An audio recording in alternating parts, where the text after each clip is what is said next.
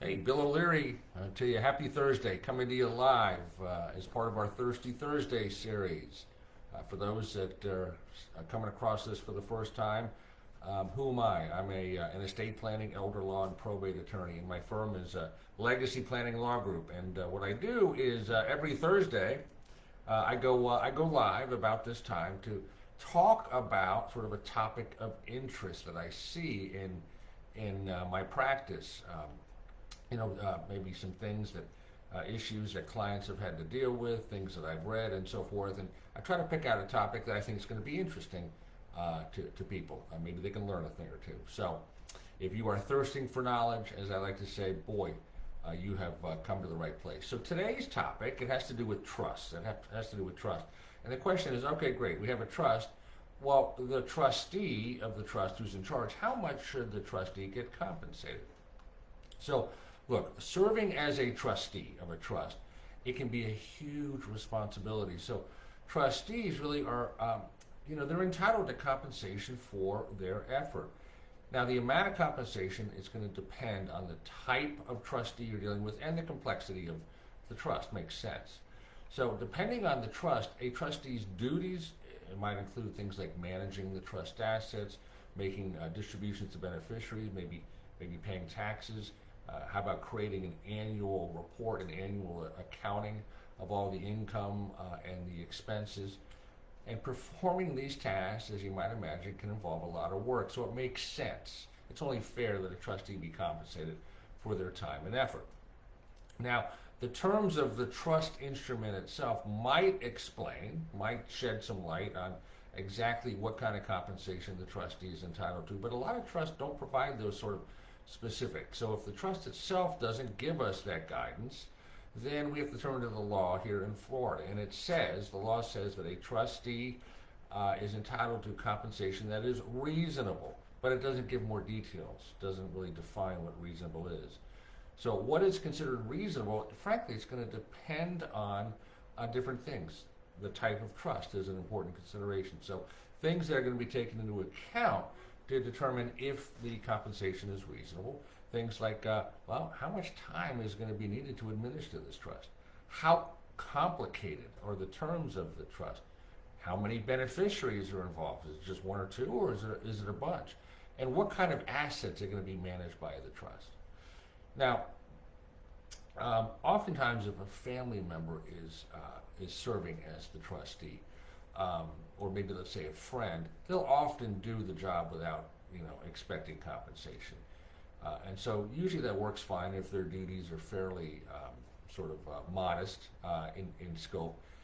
Let's say just simply distributing the trust assets after the deceased loved one passed away, then that is usually a sort of an ideal situation where a family member may say, you know what, I'm not going to get compensated for it. I'm just doing it because I was fond of my loved one who just passed and really appreciated them entrusting their trust to me.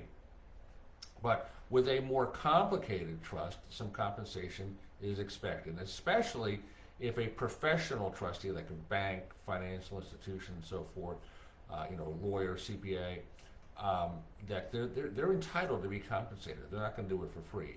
Now, usually, sort of the range that we're looking at for a professional trustee is between 1 to 2% of the trust assets. And again, it depends. If the trust has very few assets, well, that's probably going to be a higher percentage than a trust that has more assets, because a lot of times the work is the same. So to just peg it as a percentage may not quite get us to where we need to be. So let's say that the annual fee, let's say, for the trustee for a trust, let's say that holds $1 million, that fee could be between $10,000 and $20,000. So, and by the way, oftentimes professionals charge a higher percentage, just like I was saying, for smaller trust, and a lower percentage for larger trusts that have more assets. Now, a non-professional trustee usually charges less than a professional. But having said that, if the non-professional trustee is doing all of the work for the trust, including handling or overseeing the investments, making the distributions, and doing the accounting, then it might be appropriate for a non-professional trustee to charge a similar fee, similar to what a professional trustee would charge. Now, on the other hand, if the non-professional trustee is paying other people to perform these services, the investment advisory services and the accounting and so forth, then this third party is almost acting like a co-trustee with him. So charging as much as they might ordinarily charge if they're doing all of it, that might not be fair or reasonable.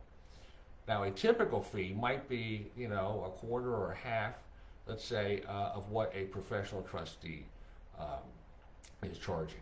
And by the way, if taking a percentage of the trust assets would unnecessarily deplete the trust, then non-professional trustees might also charge an hourly rate for their work. Now, in addition to compensation for their work, trustees are also entitled to be reimbursed for any expenses that they might incur or advance on behalf of the trust, things like travel, insurance, taxes, storage fees, those sorts of things. And oh, by the way, if the beneficiaries are unhappy with the fees that the trustee receives, they always have recourse. They can challenge the fee in court. And by the way, the flip side is true. If the trustee thinks they're entitled to more compensation, they can always ask the judge to authorize a larger fee. So look, if you would like to know more about how much a trustee should be compensated and maybe how we could help, we would love to talk to you, love to start a conversation with you, and to make it really easy, sort of a very easy first step is to go ahead and schedule a phone call with us, a free 15-minute phone call. We like to call it our discovery phone call. And so you can go ahead and schedule that by going to the link at the bottom of this video, this YouTube video, or which has a link that takes you straight to our scheduling page, or if you're on our website, legacyplanninglawgroup.com, just click on the Book Your Free Call button. And again, it'll take you to our scheduler. You pick a day and time that works for you, and it's a great opportunity for you to kind of share with us what's on your mind, why you're sort of taking the initiative to want to talk to an estate lawyer now, and for us to see whether we'd be a good fit and work well with each other. Again, that call is complimentary, 15-minute phone call. So if you've enjoyed this video, I would kindly ask that you like it. I'd really especially be grateful if you were to share it with your friends. Again, I'm just trying to spread the word. So as I said at the beginning, I plan on giving another talk, Facebook Live talk about this time next week. Same day, same time, just a different topic. So if you're thirsty for knowledge, we will certainly quench your thirst. So Bill O'Leary signing off for now. On behalf of everybody here at my firm, Legacy Planning Law Group, we like to call ourselves Team Legacy. Team Legacy. Go make it a great day and certainly make it a better world.